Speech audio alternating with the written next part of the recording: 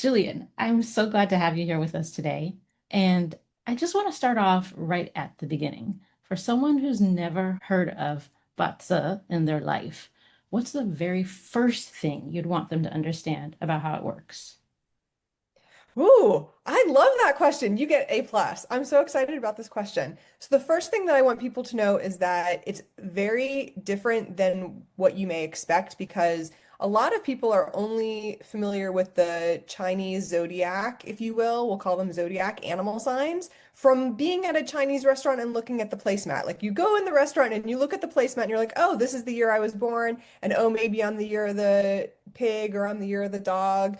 And you look at the description and you're like, well, it sort of makes sense, but it doesn't really fit all the way. And the reason for that is because that is only 25% of the picture. So that's only taking a component of the year that you're born. But Batsa actually translates to mean 8 characters. Ba means eight and Zi means characters. And so really what we get are what are called the pillars, and they are made up of heavenly stems and earthly branches. And the earthly branches are the animal signs. So that's your dragon, your pig, your tiger, your horse, all the 12 animals that you have in the Chinese zodiac. But you break them down into the year, month, day, and the hour that you're born. So in the Chinese clock, we have 2 hour increments that make up 24 hours. And so that's why I think the Batza is really interesting and it can be very fascinating, quite accurate because you're not just looking at the one bit from the Chinese restaurant placemat. You're looking at the whole picture of all of the interactions of the components to help us understand your personality traits, the most likely choices that you're going to make, high level picture of timing of situations that can potentially happen in your life or maybe have happened in the past where you're trying to explain a particular situation and give us some information about how that energy will interact moving forward so that you can get a sense of what to expect. It's not fortune telling, it's more like forecasting. So it's a nice way to sort of get a high level overview of the weather pattern, if you will. I also like to talk about Batsa being different because when we're going down through the road of life, we want to know if the road ahead of us is going to be bumpy and we need to be driving a Range Rover, or is the road ahead going to be really smooth and we can go fast and we can get in our Lamborghini and we can just go? I don't have a Lamborghini, but you get the point, right? Like you need to know what kind of vehicle to be in and what the road is going to look like ahead so that you can sort of prepare. I think in general, humans don't like to be destabilized. We don't want to be afraid. The space between what we know and what we don't know is often very uncomfortable. And so when we can get a sense of what's coming, and then when we're in it, it makes it makes more sense. It makes it's less jarring and it makes it a little bit easier to navigate when we know what the road looks like ahead. That was a very long answer to a very good question. No, no, that was perfect. In fact, I'd love more. So you said it More was heavenly, I tried stems, to heavenly stems and earthly branches. Yep. branches. Can you give us a bit more So I'll give you details an on example. those? Hmm. Yeah, so I'll give you an example. So currently, as we're having this conversation, we are in the year of the fire horse. So when we say it's a fire horse, it could have different polarity because in Feng Shui and Chinese metaphysics, we have 5 elements. We have water, wood, fire, earth, and metal. And each of these elements have different polarity. So polarity meaning yang, bright, energetic, positive, male.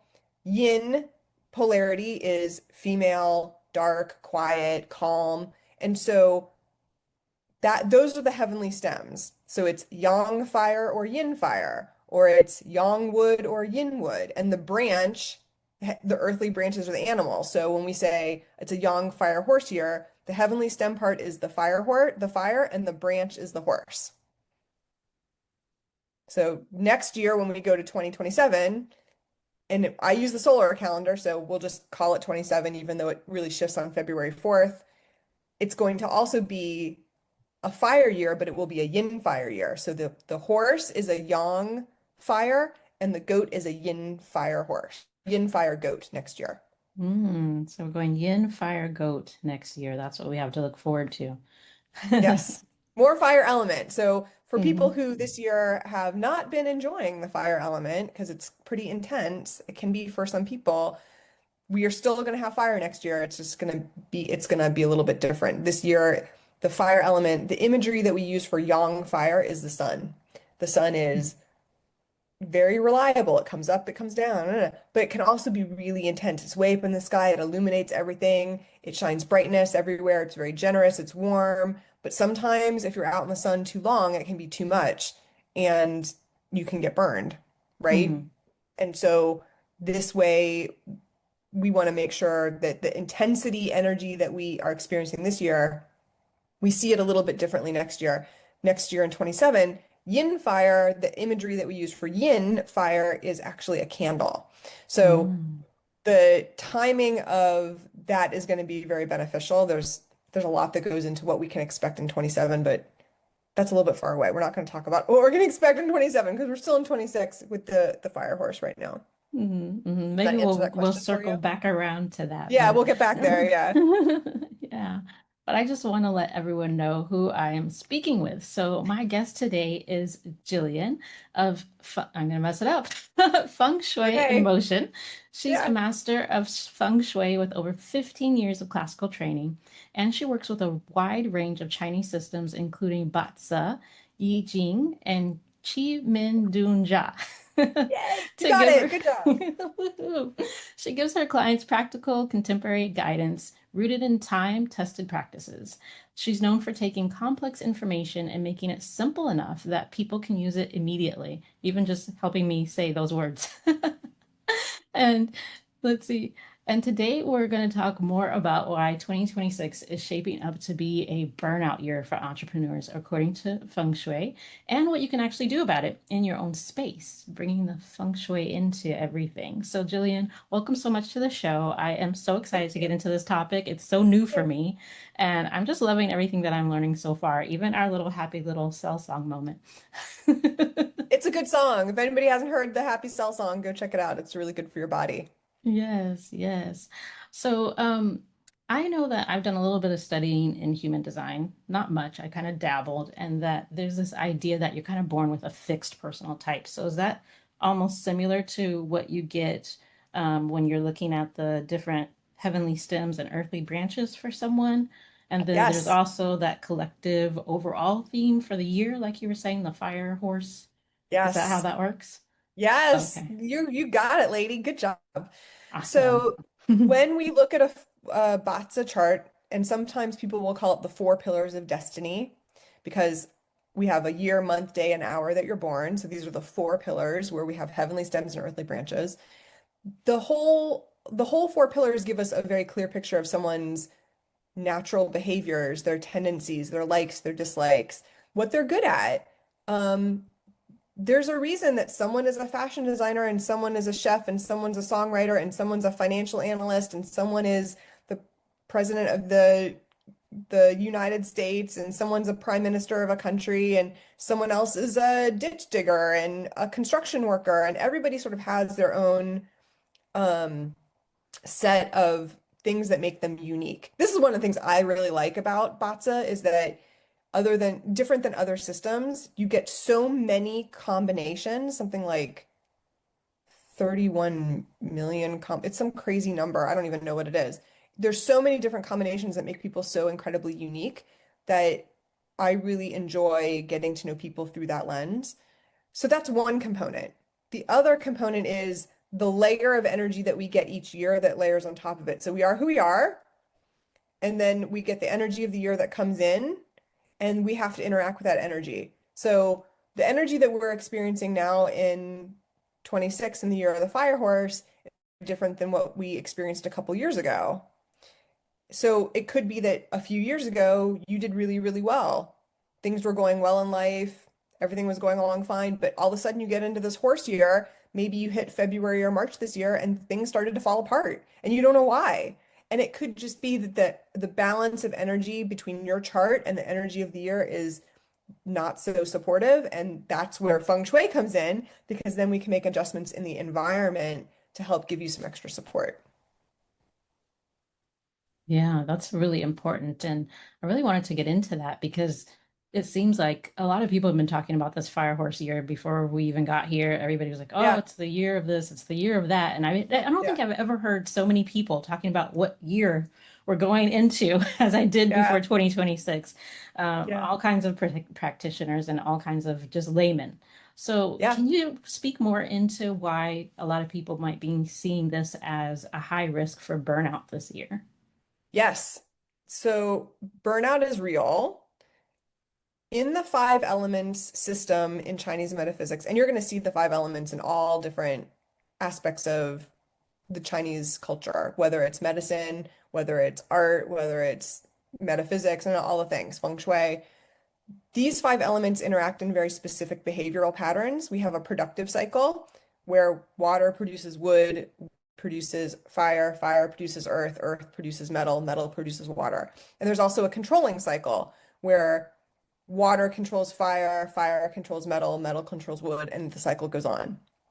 So in this particular year, not only do we have fire element in the heavenly stems, which is like the sunshine, but the horse animal branch also is fire element. So it's like double the amount of fire element. It's not like a regular fire year. It's a lot of fire energy.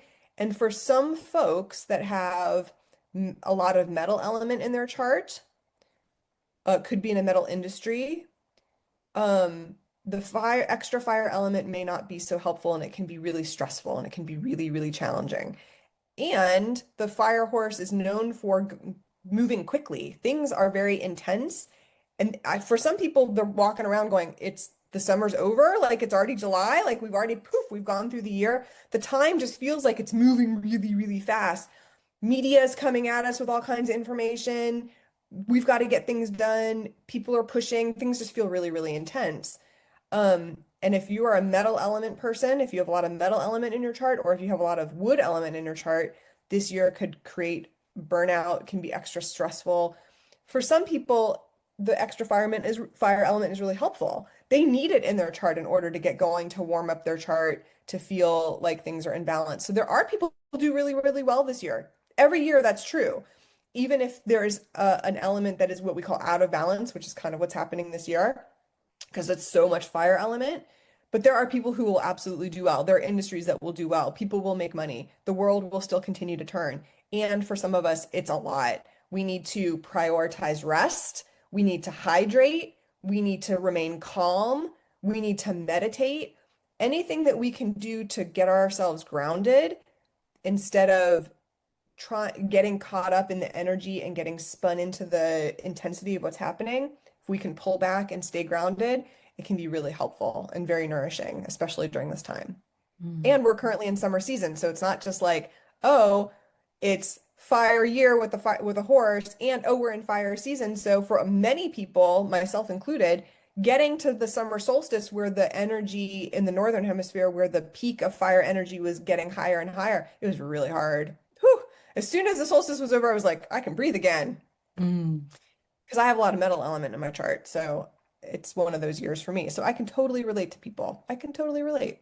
And for some people, there's going to be change. Some people will be at effect of the change. They're gonna get fired. They're gonna change jobs. They might have to move. There might be a breakup, a relationship. Something may shift that's out of their control, which can feel very destabilizing.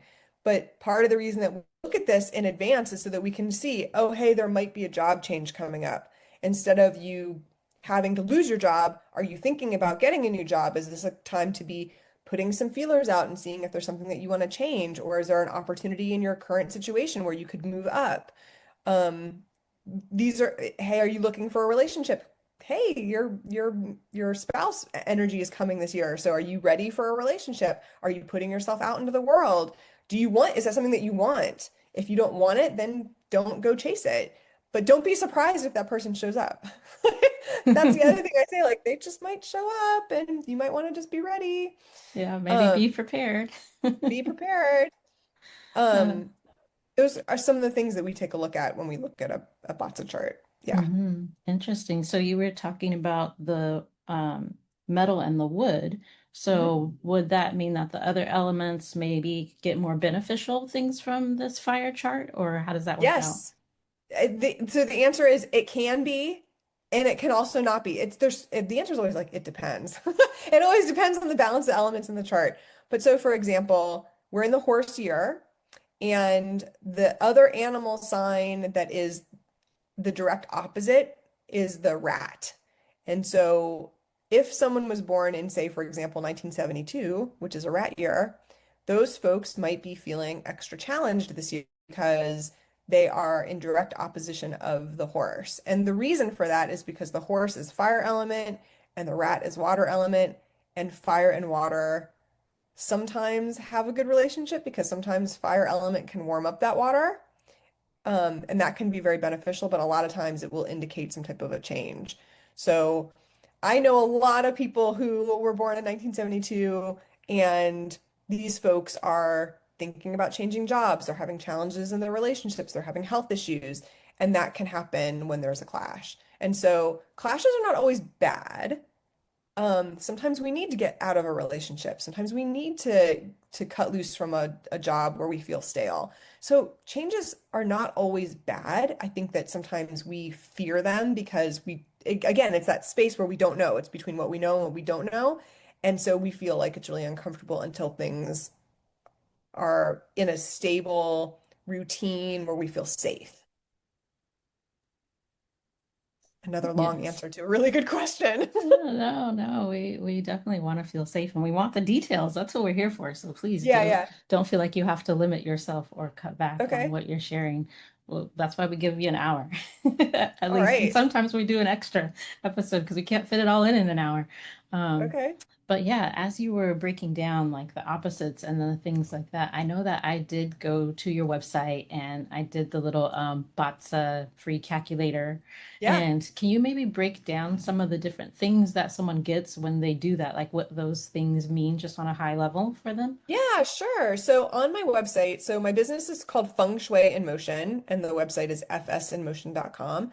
And on the website, there's a section that says free stuff. So if you go to the free stuff section, one of the first things that you will see is a BATSA calculator. And you can generate your own 4 pillars of destiny chart, and it's free. The information's not saved.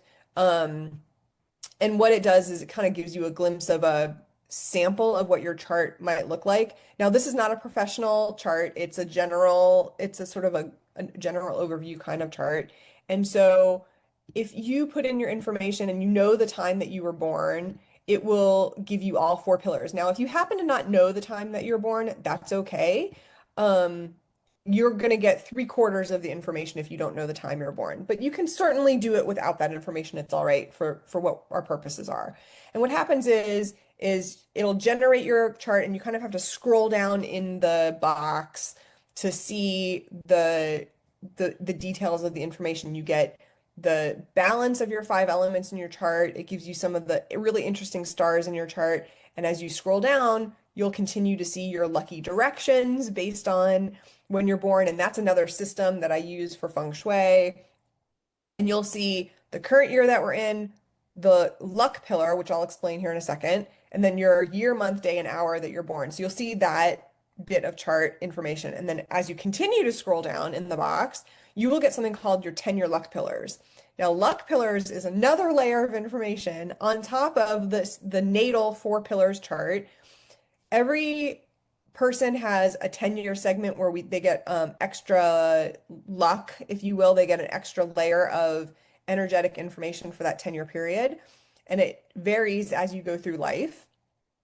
And so we can add that into the picture. So we've got your natal chart, we've got the year that we're in, your luck pillar, and when we look at all that, we look at the balance of information and we see what things look like, where it might be rocky, where things might be smooth sailing, where there might be challenges. And this can give us a ton of information because each box in the 4 pillars has a long list of attributes. Depending on what our focus is, what we want to know, we can look at that particular area and see what the relationship is to give us details about what's going on. So let's say a person comes to me and says, I'm having some challenges with my teenage son. What is going on? We were very close. I don't know what happened. What's going on here? Some of it can be hormones, right? Teenagers are sometimes just, but that being said, some of it is also an energetic relation. We can see very clearly what is the relationship between the mother and the son in her chart. What does that look like? His chart might look different. His perspective on the relationship could be very different. This is also true for spouses. So the way I view my spouse and the way my spouse views me could be very, very different. Sometimes they're similar and sometimes they're not. And it's good to know that when you're interacting with people and you're navigating a relationship issue. If it's a work question, tell me about what's going to happen with my career, what's happening that I need to know. Um, is this a good time for me to be an entrepreneur? Should I be working for a company? What should I be doing? Should I be writing a book? Should I be producing something? Should I be working behind the scenes? We can get a lot of information to these questions through all of the interactions in the chart. So when you go to the chart and you get the calculator, you'll see all of those informations in the form of words and symbols and colors that represent all the five elements. And it's a lot of information. Don't get me wrong. I don't expect people to know all the details right away. In my opinion, the most important thing to look at in your chart, if you want to start somewhere and you get your basic chart, is to find out what your day stem is. So it's called the day master. And the day stem is going to either be it'll be one of the five elements in yin or yang polarity. So we have what are called 10 stems. Mhm. Because it's all the five elements in yin or yang polarity, which gets 10. So you could be a yin metal day stem. It could be a yang wood day stem. It could be yang water day stem. And that is actually your true nature and your personality. So that's a lot of what I spend time on when I'm working with a client is helping them understand their true nature because most people don't really know your true nature. It's very private. It's like very something that you often will guard and will keep to yourself because it's very vulnerable. And when you are really seen, when someone can say, this is really your true nature, people are like, oh yeah, I don't really show that to the world. And like, how did you know that that was true for me? Because we can see how that interacts. We can understand the true nature of how that element works, and how it relates to you as a person. Yeah. I could go on and on about that. Yeah, So no, hopefully it's that answers the interesting. question of what do you get, and that's free. Yeah, yeah, it's really interesting. I'm looking at it and I'm like, oh, okay, so yin fire candle, what does that mean? Ah, so you're a yin fire day stem person? Okay, so hmm you're sharing a little bit about yourself. So Yeah, yeah. yin fire is a candle, and a candle is best seen at night. So whenever we're looking at fire element in the chart, we want to know, and you might not know this, but if you do and you don't have to share, it's helpful to know the time that you're born because a fire element is going to do better at night. Yin fires do better at night, hmm right? If the candle is most helpful and provides the most hope and the most inspiration when it is the light in the darkness, right? But the hmm sun, the yang fire, needs daylight. It needs to be born in the daytime because that's when the sun is the most useful. It's not so useful at night when it's on the other side of the earth, right? So, um, that is tells us a little bit about you, that you're quite inspirational, that you really like to bring hope to people, that there's another side to it too. It can be a little bit fickle, like the candle flickers, it can be a little bit fickle, and it's also dependent. It's also needs something to burn. So you really need a lot of resource. So you may be somebody who's very interested in learning things and studying, and you're very curious and you like to help people with your knowledge. And so you like to study and you could potentially be the kind of person that's like, let's watch a documentary. Like you always want to get more information. You're not so um, you're not against the things that take time to learn so that you can feel nourished. That's just like a short blurby little bit about Yeah. like we could go on and on about all the 10 stems. hmm But that's how you get to know your true nature a little bit. And this is how it's different than other systems because Western astrology looks at the constellations that can be visible in the sky, but the five elements make up everything in the universe. And that's for me, this is why I think that it's very accurate because when you do it really well, it helps illuminate parts of yourself and helps you appreciate your uniqueness in a very specific way. This is why I like the system because I love to get to know people. You're so unique. Two people can have the same chart and have a completely different life. Like, I don't know if you know this, but George Bush and Sylvester Stallone have the same chart, Mm. because they have the same birthday, but they have very, very different lives. And that's also because of, well, there's another component in Chinese metaphysics that are called the three lucks. So the three lucks are heaven luck, earth luck, and human luck. So heaven luck is what you're born with. Like when we look at a BaZi chart, we're looking at what heaven gives you. You cannot crawl back in your mother's womb and be born at a different time. This is what you get. This is your heaven's luck. Earth luck is the feng shui. So it's your location, it's where you're born, it's your place in the world, it's the family that you grew up in with. You don't have a choice. Like that's your feng shui.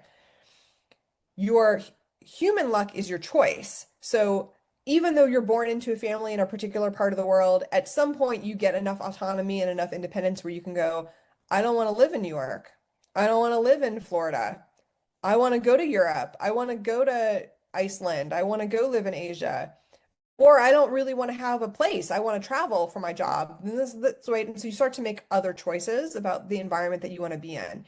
So we say in these concepts of metaphysics that you really have control, if you will, or influence about 60% or so of your life. One third is your feng shui, which you can influence your feng shui. One third is your human luck. That's your free will and the choices that you make. And then the rest of it is heaven's luck.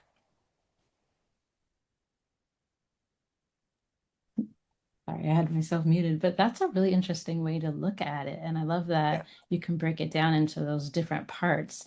And Yeah. it's kind of one of those things that I feel is almost intuitive to people like us that look into these things like, yeah, this does this part of life, but I have control over this part maybe, or this is influencing this. And like you said, the feng shui, when a lot of us hear that term, I know that at least for me, it was all about, well, where do I put things at in my space? Like, how do I make Yes. all of that work?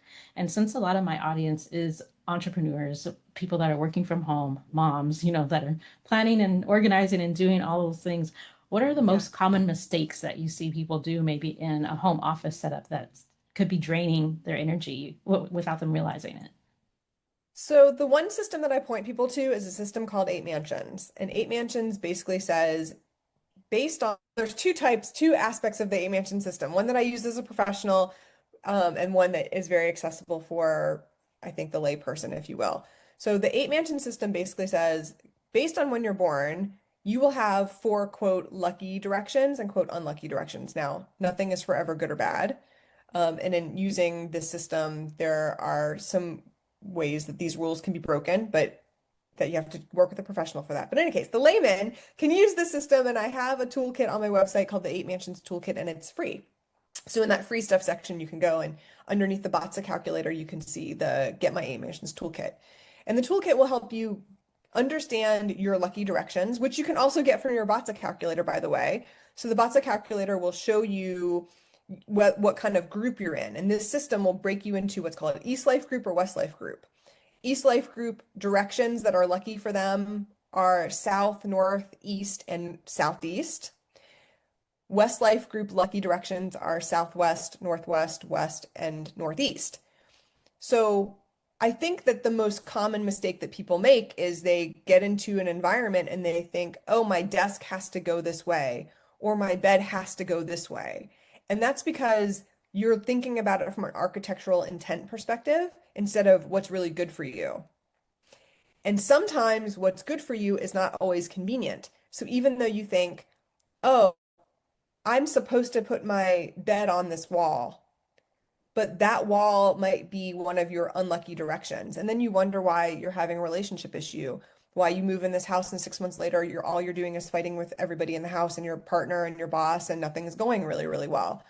And it could be that you're sleeping on a really negative formation or a negative direction that is unfavorable for you. And so I think one of the biggest challenges is that you have to go, it might not be convenient or it might not seem logical, but I really encourage people to try it because it's amazing how much can shift for you when you are aligned with good supportive energy. And hey, moms out there, your babies know this, by the way. So you put your baby in the crib and you put your baby horizontally, right, in the crib like normal, and you wake up and they've turned themselves around. So what they're doing naturally is they're just self-soothing and they're turning themselves to get into better alignment so they can feel better. That's it. That's all they're doing. But what we don't do that as adults. We go, oh, the bed goes there. That's where we have to sleep. And then we wonder why our lives are out of whack. But if we Mhm. would just strip ourselves from the notion that it has to be a specific way and you align yourself with good energy, it can make a significant difference. The Grand Master in my lineage, who I never met because he died before I got into lineage, but I am told that what he said was, you can change a person's fortune by giving them a good direction. He used to talk about like how you could give a homeless person a good direction and you could change their fortune. Now, that doesn't necessarily mean that money is going to rain out of the sky and they're instantly going to become a millionaire. But what could happen for them is someone could come and they could offer them a job and they could have an opportunity to work and make some money and something could shift for them. Sometimes a little shift can make a big difference. And I can give you an example. I had a client who is quite lovely. And when I met her, she was a hoarder.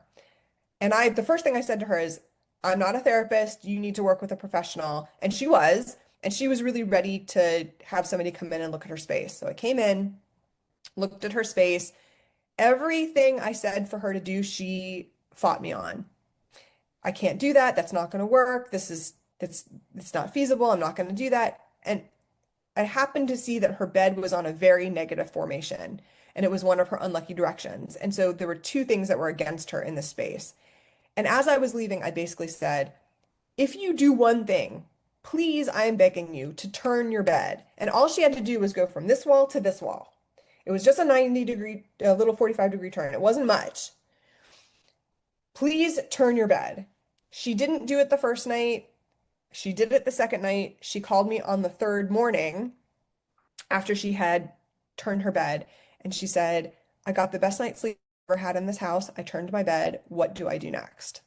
Because she had not really understood how bad it was.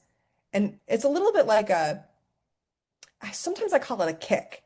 It's kind of like when you stretch a rubber band and then it snaps back. That's what I call a kick because you're just stretching the negative energy so much that sometimes when you shift the energy, you get a kick and things get better. Sometimes it takes a little bit longer to unwind. So it's sort of like you got to stop the bleeding before things can heal. But once you stop the bleeding, things can heal. So it kind of depends on what the situation is. So to answer your question, the short answer is if you are working from home and you have some things that you can shift, I would encourage you to shift the position of your bed. So you're sleeping on one of your good directions. And when you're working, I would put your desk in a position so that you're looking at one of your good directions while you're working. So if you are an East Life Group person, you could face east, you could face north, you could face southeast. This year is quite favorable. It's not so favorable to face south this year because that's the direction of the horse, and we don't want to aggravate the annual Emperor star in the south. So East Life Group people can use north, east, southeast this year. West Life Group people, if you are a West Life Group person, it's really good this year to face west. It's also quite favorable to face northwest, northeast, southwest, all those work this year. And that's another layer there. So some of that is the energy of the year, and there's also flying stars that I consider when I make a professional recommendation. But as a layperson, like that's generally good information for the year that we're in. So Nice, turn your nice. desk. If you think that your business isn't working and you're running into challenges, look at your 8 mansions, figure out what direction you're facing, and then the question is, how do I do that? So you get on your device. On almost all of our devices, there's a compass. Mm, Um, and so I'm going to open mine up actually. So you probably have a compass app on your device. And when you lay it flat, there's like little crosshairs in there. I don't know if you can see little crosshairs. And then you just point it and then it will tell you what direction it is. And then you use that as an indicator of how to turn your desk. mm. So if you're a West Life Group person and you're facing north, you need to move. You need to change the position of your desk. And it might be slight. So it might be like, oh, I'm north. Oh, let me go northwest. Let me go northeast. So it doesn't have to be a big shift, but it might feel a little bit like awkward. Like, why am I tilting my desk? And, that might not be good, and that's okay. And if that's the case, then put your back against a wall so that you are facing west, so that, east is behind you. So there's other ways that you Mm. can do it. Do what's comfortable for you. A lot of times people talk about the command position in Feng Shui, and there are people who swear by the command position. I'm it is a system that is useful. Sometimes it works and sometimes it doesn't. In my practice, eight mansions rules. So even a command position might feel good, but it might not be the right direction for you to be facing. So even though it's inconvenient or it might feel a little bit wonky, I encourage people to give it a try and test it. Test it for yourself. Change it for 90 days and see what happens. Give Interesting. yourself a chance with it, by the way. I'm going to say give yourself a chance with it. Don't change it for one night and say it didn't work, right? Hmm. Give yourself a chance to let the energy settle and get aligned. Hmm. Great, great. So if I followed all of that, That was a basically, lot, I know. yeah, basically, if we look at our eight mansions, which we can get on your site either by doing the eight mansions toolkit, which I will leave you guys a link to that for sure in the show notes, or by doing the but no, I can't say it, Lots of BATSA calculator. Yeah, yeah. calculator. We'll see that and it'll tell us which group we are, like an East group or a West group, and it'll give us our Mhm. lucky directions. And then Yep. you're saying for sleeping and for working, we want to face one of those directions. Right. So Correct? sleeping is the top of your head. So when you're laying Hmm. down, the head of your bed is against that direction. So it's really the Hmm. crown chakra that is doing the activating. So it does that Yeah. alignment. Yeah. And like when you were talking about the babies and how they turn around, I was like, well, what if your spouse is different than you and you have to face different directions? And I was That's like, a can we really just good like lay question. on the bed in the right direction? In the right direction. So yeah, so the answer is yes, right? So there is an advanced formula for practitioners, right? We don't give it's a special formula. You have to go through formal training, right? So there's almost always a solution for if people are different life group. However, we want to give the best energy to the breadwinner. We want the breadwinner to get the most support. So you kind of have to decide, does the breadwinner need the most support, or is somebody dealing with a major health issue? So maybe you're dealing with a major health issue and your spouse's direction is different. We need to give you some support. So that could mean sleeping opposite. You just try not to kick your spouse in the middle of the night. Um, or it could be that maybe you just need to sleep in a different location and a different direction. Um, every now and then I will say to a client, please don't sleep in your master bedroom this year. Please go sleep in a different location in the house if it's available, because we don't want you to get sick. I have a Mm. client and I love her so much. I love her. I've been working with her for a really long time. She's a little bit older, bless her heart. Her husband's so ill, and I cannot get them to move him. And he's sleeping in a negative direction on a negative star, and it's kind of one thing after another this year. And then at that point as a practitioner, I go, I gave you the information. This is your free will. This is your choice. This is the experience that you want to have in life. There's nothing I can do about it. I can just hold them in my thoughts and prayers, and just sometimes there's only so much I can do. Yeah. Yeah, yeah, that's heartbreaking. Hopefully, they find other ways to support him and maybe Yeah. eventually I make mean, that he's getting move. really good medical attention. He's at Mayo Clinic, and like Yeah, it's not he's getting really good support in other ways, but I just yeah. wish that I could just do Give change him this that one thing. extra little Yeah. nudge, like you were saying before. Yeah. We were talking about like harmony and how all of the things work together and the Yeah. alignment. So, yeah, you can have sometimes the best care, but if you're not doing the other things right, it's kind of Yeah. going for naught, unfortunately. But And yeah, this is, sometimes feng shui is like the last thing that people will do. They'll be like, got the best care. I have these amazing doctors. I'm doing my affirmations. I'm eating really, really well, and I'm still dealing with this issue. And sometimes it is the environment. I mean, I say to people, if you want to feel a sense of wellness, a sense of empowerment, a sense of well-being in your life, you should consider the feng shui of your environment. And sometimes it is land.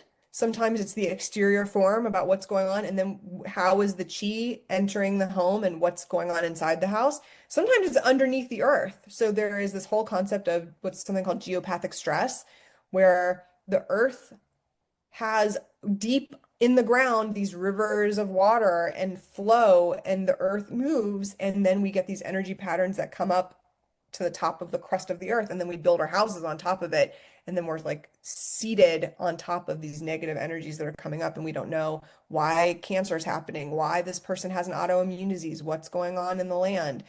And sometimes that needs to be addressed also. That's a Mm. whole subset of what I do when we talk about feng shui. So when people are dealing with multiple issues where they just can't put their finger on what's going on, often it's not one thing. It's almost always multiple things. It's the door and the stove and the pool and the thing. And there's almost, it's, yeah, people always want the whole enchilada. This is what my teacher said. People always want the whole enchilada when they talk about feng shui, but sometimes all you get are the nachos. And the nachos are your door, your bed, your desk, your stove, your water feature. So if you got a pool or if you got a pond or like a spa, like jacuzzi kind of thing in your property, that's kind of what you get. And so that's sometimes all we can work with. And the reason is because we we shop for a house, especially in America. We go to an apartment building or we go to a house and we walk in and we're like, oh, this feels amazing. I want to buy this house. It has all the features we want. But then we get in it and we actually discover that we're not aligned with something properly that's causing an issue and or we have chosen a property that is missing the same thing that is missing in our BATSA chart. This happens a lot where we choose a property because it feels comfortable to us, because that's sort of we're in our own skin, that's our BATSA chart. And so we choose a property that is very similar that reflects our chart. And so a lot of what I do as a practitioner is I'm giving you what you need, not what you want. So your chart might need to be balanced, and we do that in the house, even though it might be inconvenient, sometimes a little bit uncomfortable. But if you want to have a baby and you are dealing with a health issue, we need to get your health in check first. That's Mm. just an example. Yeah, yeah, that makes a lot of sense. And Jillian, I know that we haven't gotten into like how did you come to this? How did you stumble upon Feng Shui, or what brought this into your purview, and why is this your jam? Why is this my, that's a love that question. Yeah, I love that question. So I was a little bit of a weird, I judge myself as being a little bit of a weird kid. I was not really like, I was always into all things that are alternative. I really wanted to learn. I grew up in Ohio in like a kind of a quiet little sheltered area. I wasn't very worldly. So anytime I could get information on anything alternative, I was excited. My first memory of this was fighting with my dad for the newspaper because he wanted the crossword puzzle and I wanted the horoscope section. And that's my first memory of like being into anything that was alternative. And then as I aged and I went to college and I started to wanted to get to know myself and try to figure out who I am in this world, I kind of went through a self-help period in my early 20s. And I feel like I ate every book I could get my hands on at Barnes and Noble, like, or the library, anything I could consume that would help me understand myself.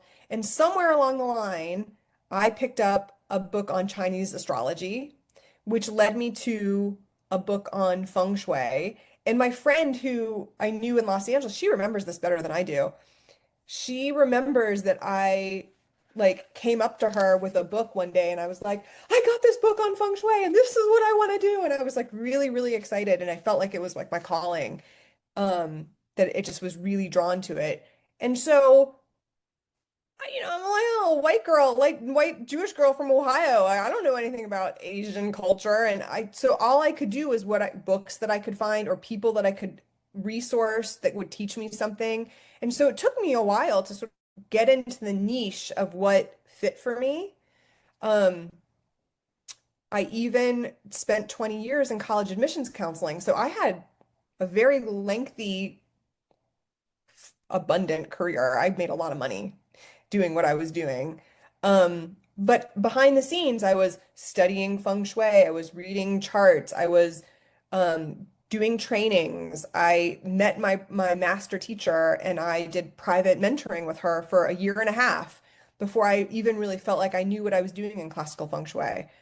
I had started with more Western feng shui. It's what's called Black Hat Tibetan feng shui, BTB feng shui. It's more intuitive. It's something that came in the 70s during the New Age movement. It's it's very different. There are people who swear by it. I started in that process, in that perspective, in that system. It wasn't for me. I'm a little bit like you. I like resources. I like to study. I wanted to learn. I was like, there has to be more to this. There's just has to be. And so I really went down a classical path. I really wanted to know what was the emperor doing? Why did it work for so many years? If this is if BTB was brought to the West more in the 70s, there's got to be something older, right? So that's sort of the path that I went down. And for me, the Western perspective didn't hold. I really preferred the classical perspective. And that's where I practice now. That's what I Mhm. do. That's how it started, and that's what I'm doing now. I love that. I love Yeah. that. What a journey from Thank you. Ohio to Feng Shui.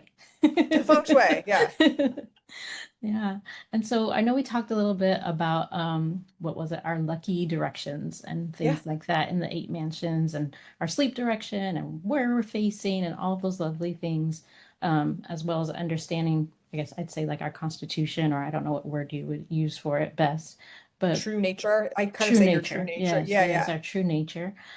How would you say that these different things like feng shui, like as busy moms, that we can use this information? Or is there something else you'd like to point out that we can use this information to help us expand our capacity to handle like our daily lives as busy moms? Yes. I really encourage if you're a mom and you've got kids, especially if your kids are not behaving, you should check their sleeping position. Really, if your kids are not behaving, you should check their sleeping position. If they're not sleeping, if they're chronically sick, if there's issues going on with the kids, check their sleeping position. If you have a child that studies, if they're old enough to like sit at a desk and actually do homework, which I hear starts around kindergarten these days, okay, then give them a place in the house where their direction is good. Now, the location is another question. That's sort of a more advanced feng shui question. But let's say, for example, you are a Westlife group mom. Maybe you're a Gua 2 person. Your life group is 2. And so you're a West group person and your child is an East group person, so you're opposite. So what feels good for you might not feel good for the kid. And that's important for you to understand that if you're sitting with your kid and you are putting yourself in a position that works for you and your kid isn't getting it or they're frustrated or things are not working, you're not communicating well, keep in mind that it might not be good for your child. And so it sometimes you do have to make some adjustments as a parent to give your child supportive energy so that they get what they need. Um, this year, in 2026, the year of the fire horse, the academic star is actually in the Northeast.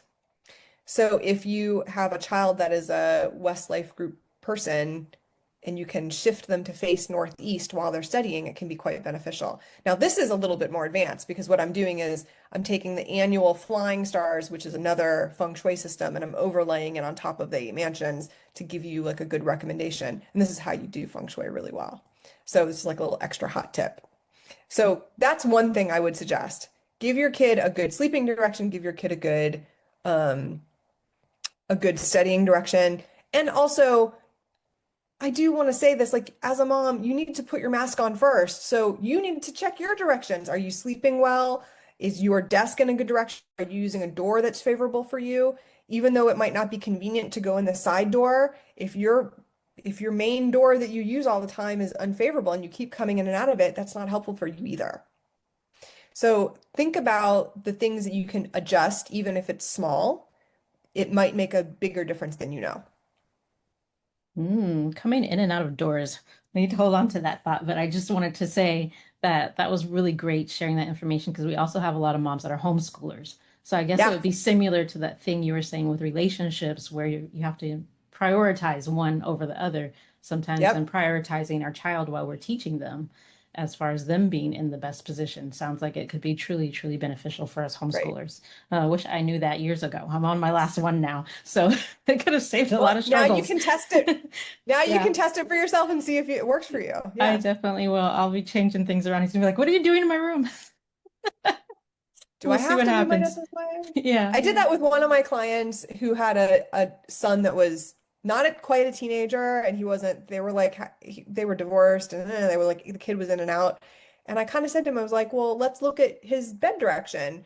When he's sleeping with you, like when he's with you, what direction is he in? And he would tell me that the kid couldn't sleep and like they weren't really getting along. And so it's like, let's change the bed. And as soon as we changed the bed, it was like, just such a good and relationship with for them, and the kids slept and things got better, and he was happy to come to his dad's, and it's kind of a beautiful thing. Yeah. That's That's one of the things lovely. that makes me happy when I work with clients because of course, as a parent, you want your child to be well. Of course, you want things to be smooth. And if you can influence that, it can make a difference. Yeah, yeah. It sounds like we can definitely use feng shui to kind of change, like I would say, the rhythm of how we parent Yes. and lead this next generation and Yeah. imbue them with these tools and resources. And so I do want to go back to what you said about the door, because that was like, wait, what are we talking about? We're going in and out of doors and it's bad for Yeah. us? Please expound. Well, so if I'm a Westlife group person, I'm continuing to use this example. If I'm a Westlife group person, maybe my GWA is 2 or 6 or 8. You're a Westlife group person. And you're coming in a door that is unfavorable, you're always going to be coming in an unlucky direction. So if you're a Westlife Group person and you're always coming in a north door, you're always coming in from a direction that is unfavorable for you. It's not so good. Sometimes you're in a situation where it's good for one person and not good for the other person. And this is where sometimes a professional look at the situation can be beneficial. Sometimes there's things that we can do, and sometimes there's not anything that we can do. Sometimes you're in an apartment and you get one door. And so there are, like, this is that you get. And then you have to decide, is the door always not good? If I'm a Westlife Group person and my door is north, am I always in this apartment and this is just a space that's not going to work for me? And should I consider moving? Because you are not a tree, you can move. Do I need to change my situation? Or am I in a house where I can choose a different door? Sometimes it's not convenient. Like in Asia, you would really don't want to say to the master of the house, you can't use your front door. You need to come in the servants entrance. Like that's kind of a no-no. But if the situation is so dire and you're willing to do whatever it takes, then you'll use a different door. Mm, that's very interesting. Yeah. So a lot of us are stuck with one door. So, Right. This is what I said. Sometimes all you get are the nachos, right? And sometimes it's your hmm door. So hmm if you can use a fit, like I have multiple doors in my own home. So I live in a hmm single family, 1-story house. There's multiple doors in the house. It happens to be that my front door this year is south. hmm And south is quite unfavorable for a long list of reasons this year. The hmm annual horse is there, the annual star 5 is there, which is a negative flying star. I just close the door and I lock it and we just don't even open it. We just don't even open it. So we use a different door. Sometimes it's inconvenient. hmm Sometimes it's uncomfortable, but I'm willing to do that because I want good energetic alignment and I'm not trying to bring in negative energy into my house. Some people are not willing to do that. And that's your choice. This is your free will. This is your human luck. You get to decide what you're willing to do and what you're not willing to do. Yeah. So anybody that just bought a new condo that has like one entrance, we're just kind of stuck, or is there anything you can do to remediate the situation? Put something in the doorway. I don't know. Is there Yeah, yeah. any kind of That's a good solutions? question. So for 8 mansions, there's not much we can do. If this because the door is what it is. If it's a flying star issue, then yes, there is a cure that we can do. So I'm gonna pick on 2026 this year. So the annual negative star is what's called star 5. It's known as the 5 yellow. It's a misfortune star. And it's like a total loss star. It causes disaster and health issues and money issues and nothing goes smoothly and setbacks and quarrels and lawsuits and it's called a misfortune star for a reason. It's just wreaks havoc.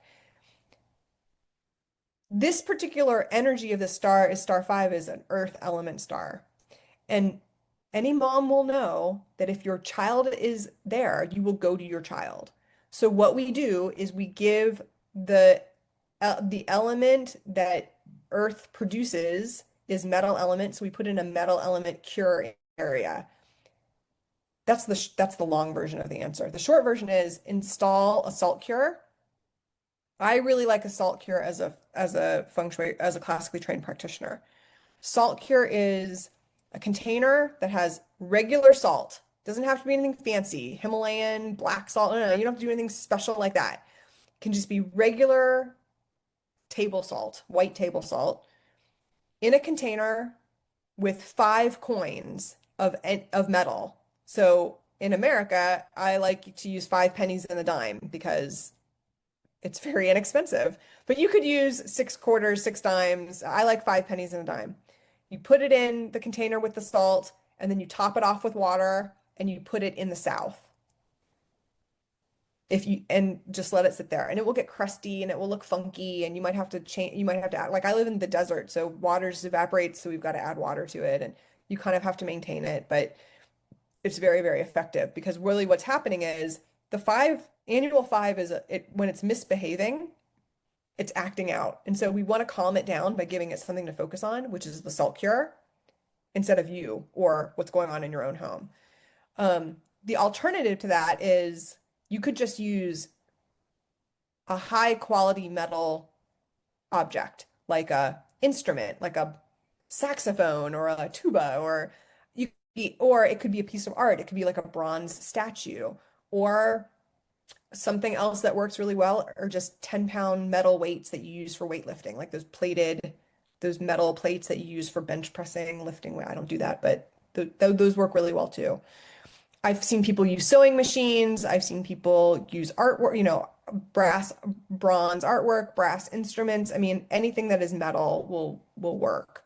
That you can. Some people don't have a lot of resources, like you just do the best that you can. Yeah. So that's the cure to Mm. the 5 star is metal element. So you can put a salt cure in and then you leave it there. By the way, then you leave it until February 3rd of 2027. And this is a flying star system. This is not 8 mansions. The stars will shift, and I use the solar calendar. The solar calendar changes every year uh, on February 4th. And the reason that I use a solar calendar is because the sun is very reliable. It comes up, it comes down. It's very, and we can calculate it. The moon is like the lunar calendar. The moon moves. It's different. The Lunar New Year could be January 15th. It could be February 19th. It changes because the lunar calendar is different. So for feng shui, for my practice, I use the solar calendar because it's very accurate. It only vacillates by a few hours. So almost always February 4th every year. So keep your salt cure in or your metal cure in until February 3rd. Then you can change it next year. Call me and I'll tell you what to do next year. That's funny. So I guess I need to leave the weights in the middle of the living room because that's facing south until February. Use the south wall, right? So Yeah, if yeah. you've got a sector like your living room, it's like kind of like a pie wedge. If you look at your house like a circle and you Hmm. go, oh, this is the south sector, then put the metal on the wall that is Hmm. the exterior wall that is south. Facing south. But Yeah, if you've got that's a door funny. there, then you would put it next to the door. Yeah, I think that's funny because we just recently, we love having workout equipment and we just recently got a new barbell set with all the weights and everything. And I'm like, I keep trying to shove it into the corner when it's not being used, but it's often in the middle of the floor, which maybe that's where it needs to be. Well, or against a wall, right? Yeah. Put it against the south wall of the house. Yeah, yeah. That'll Very work. interesting. So I know that we've been chatting, and I'm sure I could ask a million more questions, You but I can ask can't more keep you questions. We all can keep day. talking. Yeah, it's okay. But I'd love to know what used to be true for you, Jillian, that isn't anymore. Ooh.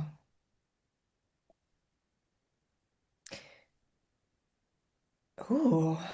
I had to really think about that for a second. I think that what is true for me now that didn't used to be true is I admit that when I was younger, I was a lot more judgmental than I am now. I have a lot more respect for people's individuality and their uniqueness because of the work that I do. I have a lot more appreciation for you could be very talented in finance, and I could be very talented in pottery. And the reason for that is because of our heaven's luck. And that is what makes us all unique. So I have a much deeper appreciation for everyone's uniqueness than I think I had growing up through these systems and learning what I have learned. I love that so much. And I think that's one of the best things. I think every time we start studying these different things that explain people to us, because oftentimes people get into it trying to explain themselves and Yeah. understand themselves. And while you're doing that, you're like, oh, that's why this person does that. Oh, that's how come XYZ. and it Yep. all starts to line up and make sense. And that was one of the reasons why I really loved like when I dove into human design because it would give me so many weird things. Like one of the weird things I got from human design was I have a daughter that would stand up in the kitchen and eat. And I'm always like, sit down. Why are you standing? Why are you standing? Sit down. Like, sit down and eat. And it was actually in her human design chart that she may prefer to be standing or moving while eating. Like, it helps her digest better. And I was like, what? Oh, How? How is this in a chart? That that's interesting. it's just so wild. That's And totally so, wild. And yeah, then when you know that, then you have a lot more respect for that person, right?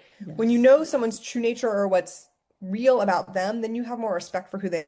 It really helped illuminate, like, just in my own core family, what my relationship is with my mother and my father and my sibling and my grandmother and right? And then how I am in friend relationships.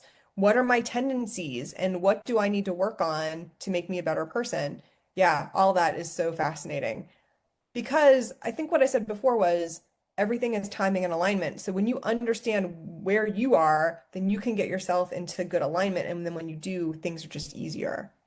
That's why I say when you want to feel a sense of ease and empowerment, you need to get yourself in good alignment and consider your environment. And when you know yourself better, you can present more of who you are in the world and be confident about that. It's a beautiful thing. Yes, it is indeed. And I thank you so much for this conversation. I'm gonna have to keep going. But if someone only does one thing after watching this episode, what should it be? Hmm.